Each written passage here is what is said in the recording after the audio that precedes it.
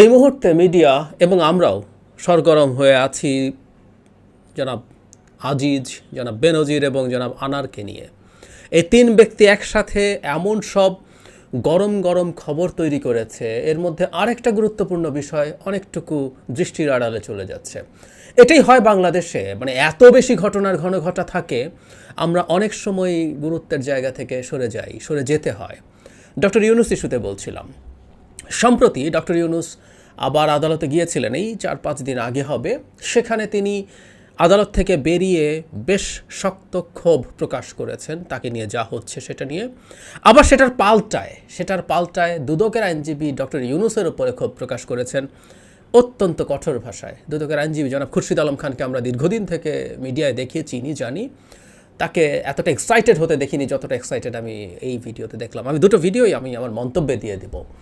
তো এই ইস্যুতে একটু কথা বলা দরকার বলে মনে করি। প্রথম, ডক্টর ইউনুস যা বলেছেন সেটা নিয়ে আমার কিছুটা অবজারভেশন আছে, উইচ ইজ নট পজিটিভ, সেটা একটু বলে রাখা ভালো। ডক্টর ইউনুস তার বক্তব্যে ওনার আর্গুমেন্ট হচ্ছে উনি অনেক জায়গায় কাজ করছেন।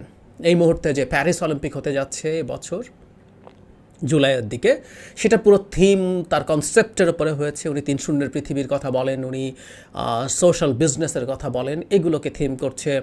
ওনাকে অ্যাওয়ার্ড দেওয়া হয়েছে, অলিম্পিক লরিয়েট ইত্যাদি ইত্যাদি, লরিয়েট বা লরেল কিছু একটা, মানে যেটা দুজনকে মাত্র দেওয়া হয়েছে। We was the second person. এবং সেটার যে কমিটি হচ্ছে বিচারক কমিটি, যারা ভবিষ্যতে এরকম মানুষজন ঠিক করবে, তার মধ্যে উনি আছেন।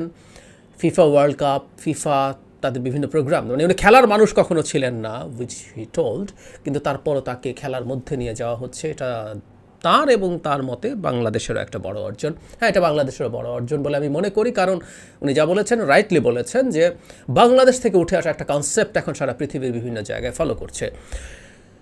কিন্তু যে জায়গাটায় আমার কাছে এক ধরনের নেগেটিভ পারসেপশন আছে, সেটা হলো ডক্টর ইউনুস যখন এগুলো বলেন, তখন একটা সাধারণ নাগরিক হিসেবে আমাদের প্রশ্ন মাথায় আসে, মানে উনি তো বিরাট মানুষ, আসলে আমরা জানি বুঝি। তো উনি অনেক কাজ করে বেড়ান, ওনার ওই কাজের সমস্যা হচ্ছে, এটা উনি বলছেন।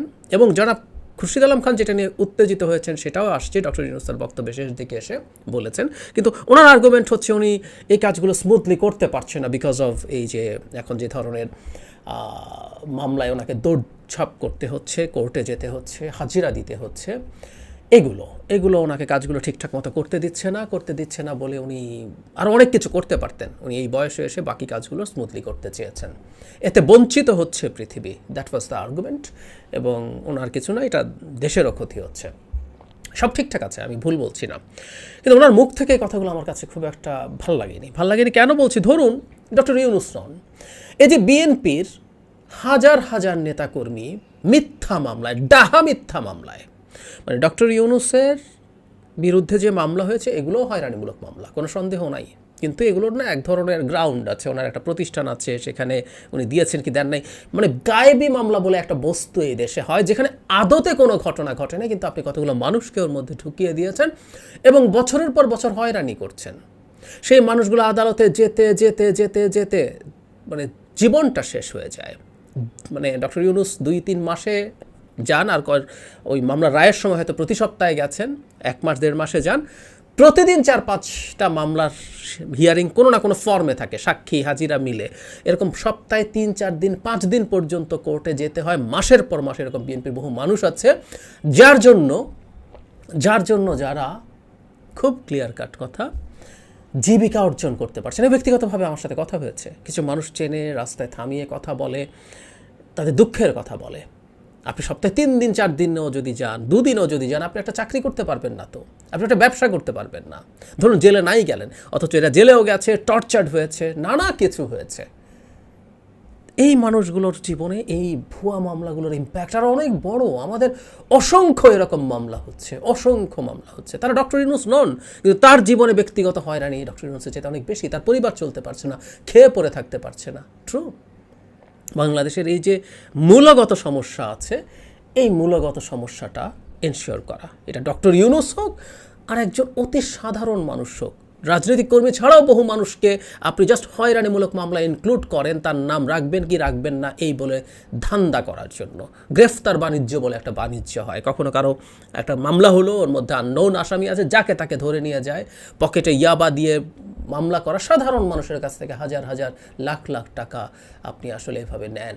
এই রকম হয়রানি মামলা প্রচুর এই দেশে আছে, এগুলো নিয়ে সামষ্টিকভাবে কথা বলা উচিত আমি ব্যক্তিগতভাবে মনে করি।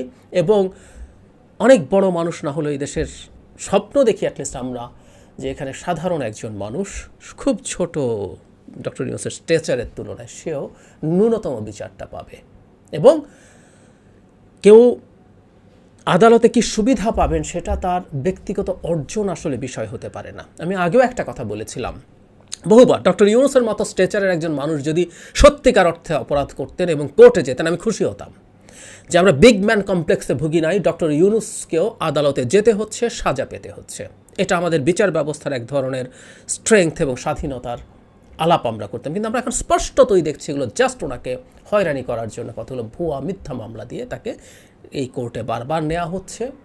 সে কারণে আমরা প্রতিবাদও করছি, সে কারণে আমরা কনভিন্সড নই যে এগুলো সব জেনুইন মামলা এবং আইনের শাসন প্রতিষ্ঠিত হয়েছে। তবে একটা কথা সত্য, আমি ব্যক্তিগতভাবে আবার এটা মনে করি, এটা কোর্টের বিবেচনা করা উচিত। একটা মানুষ যেহেতু পালিয়ে যান নাই, উনি অনেক আগে এই দেশ থেকে চলে যেতে পারতেন যখন তার বিরুদ্ধে সব হচ্ছিল, উনি দেশে থাকার সিদ্ধান্ত নিয়েছেন, মামলা ফেস করার সিদ্ধান্ত নিয়েছেন, এবং যেহেতু মামলা ফেস করার সিদ্ধান্ত নিয়েছেন, ওনার যেহেতু আন্তর্জাতিক অনেক ব্যস্ততা আছে, এটা ভেবে ওনার এই হাজিরা বা এগুলো এত ফাস্ট আর না হওয়া ভালো হতো। এটা অ্যাটলিস্ট এটা তো কোর্টের এই অথরিটি আছে, সুতরাং আমরা এটা ভাবতেই পারি যে তাকে ঝামেলা করার জন্যই এত দ্রুত বারবার কোর্টে ডাকা হচ্ছে, তাকে তো আসলে সরকার কোনো না কোনো কারণে পানিশ করতে চাইছে। এটা তাকে এই সাংবাদিকরা জিজ্ঞেস করেছিল, আপনার ভিডিও দেখলে দেখবেন, উনি বলেছেন হ্যাঁ হতে পারে, কারা আপনারা খুঁজে বের করুন। কিন্তু যে জায়গাটায় আসছি, যেন খুরশিদ আলম খান তীব্র প্রতিক্রিয়া ব্যক্ত করেছেন, কারণ ডক্টর ইউনূসকে তার বক্তব্যের শেষে একজন সাংবাদিক জিজ্ঞেস করছিলেন যে আপনি আপনার উপরে যা যা হচ্ছে এতে কি দেশের ভাবমূর্তি ক্ষুণ্ণ হচ্ছে কিনা। তখন উনি বলেছেন অবশ্যই ভাবমূর্তি ক্ষুণ্ণ হচ্ছে, কারণ উনি বলছেন যার সাথে দেখা করার জন্য আমরা বসে থাকি সেই মানুষটাকে কোর্টে যেতে হচ্ছে, ইত্যাদি ইত্যাদি। এই কথাটাকে ধরেই খুরশিদ আলম খান তীব্র প্রতিক্রিয়া ব্যক্ত করেছেন এবং বলেছেন উনি সাজাপ্রাপ্ত আসামি, উনি কোর্টের ওনার মামলার বাইরে আর কোনো কথা বলতে পারবেন না। উনি কোত্থেকে বলছেন আমি জানি না এসব কথা, উনি মামলা নিয়ে কথা বলেছেন, আমরা কিছু বলি নাই, কিন্তু উনি দেশের ভাবমূর্তি ইত্যাদি ইত্যাদি নিয়ে কথা বলতে পারবেন না, এবং দেশের ভাবমূর্তি কি তার উপরে নির্ভর করে কিনা ইত্যাদি ইত্যাদি। আমি যে বলেছিলাম শুরুর দিকে, জনাব খানকে আমি আসলে এতটা ক্ষুব্ধ প্রতিক্রিয়া ব্যক্ত করতে কখনো দেখি না। এই দেশে এটা হয় আসলে, আপনি তো আসলে একটা লয়ার, আপনি লিগ্যাল কাজ করবেন, মানে আমরা যে যে দায়িত্বে থাকি তার বাইরে এসে ক্রমাগত রাজনীতিবিদ হয়ে উঠি। বেনজির আজিজ এরা যখন দায়িত্বে ছিলেন তখন তাদেরকে দেখিনি তারা পার্টির নেতার মতো বক্তৃতা দিতেন, আমি সেটাই দেখলাম। মানে ওনার প্রশ্নটা জবাব যদি দেই, ডক্টর ইউনূসের উপরে যা হচ্ছে তাতে কি দেশের ভাবমূর্তি ক্ষুণ্ণ হচ্ছে? তীব্রভাবে হচ্ছে। ডক্টর ইউনূসকে হয়রানি করার জন্য, করার বিরুদ্ধে, বন্ধ করার জন্য বহু জায়গা থেকে চিঠিপত্র এসেছে। জাতিসংঘের মানবাধিকার হাইকমিশন তাকে জুডিশিয়াল হয়রানি বন্ধ করার, বিচার বিভাগ ব্যবহার করে হয়রানি বন্ধ করার আহ্বান জানিয়েছে জাতিসংঘের। আর সব সরিয়ে রাখে, ওটা জাতিসংঘ, ওটা কোনো আমেরিকা বা অন্য কোনো দেশ না। বহুবার আপনাদেরকে আমি দেখিয়েছি সেই স্টেটমেন্ট, ভলকার তুর্ক স্পষ্টভাবে বলেছেন।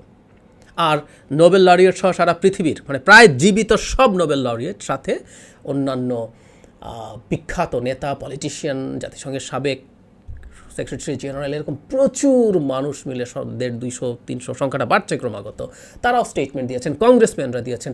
সো ভাবমূর্তি ক্ষুণ্ণ হয়েছে তো বটেই, অবশ্যই হয়েছে, যে কোনো বিবেচনা হয়েছে, এবং সেটা ডক্টর ইউনূস কেন বলতে পারবেন না? আর সরকারের একটা আদালতের সাজা, মানে বাংলাদেশের আদালত নিয়ে যারা খোঁজ খবর রাখে, আবারও বলি, ভলকার তুর্ক যখন অধিকারের 2 জনের সাজা হলো, জনাব আদিলুর এবং জনাব এলানের বিরুদ্ধে, স্পষ্টভাবে বলেছে সাজা বাতিল করতে হবে। তার মানে আমাদের বিচার বিভাগকে, সম্মানকে বা ভাবমূর্তিকে আপনারা কোথায় নিয়ে গেছেন এটা আমরা জানি, সারা পৃথিবীও জানে। আমেরিকা যখন স্যাংশন দিয়েছিল আমাদের আদালতও তার ইনক্লুডেড ছিল। এটা সকল স্বাধীন আদালত না। ভিসা পলিসির কথা যখন বলেছিল নির্বাচনের আগে, তখন আদালতের মধ্যে ইনক্লুডেড ছিল। সুতরাং ভাবমূর্তি নষ্ট আসলে কেউ করে না, মানে ব্যাপারটা এরকম, আপনি ভাবমূর্তি নষ্ট করতে পারবেন আর সেটা আমরা বলতে পারবো না, সেটা বলাটাই অপরাধ হয়ে যাবে। ব্যাপারটা আসলে এই রকম জায়গায় নিয়ে যাওয়া হয়েছে। ভাবমূর্তি নষ্ট করেছেন এবং কোনো কালেই আসলে আমরা দেখি নাই এ ধরনের স্বৈরাচারী সরকার সারা পৃথিবীতে কখনো সে তার কাজটা করবে না।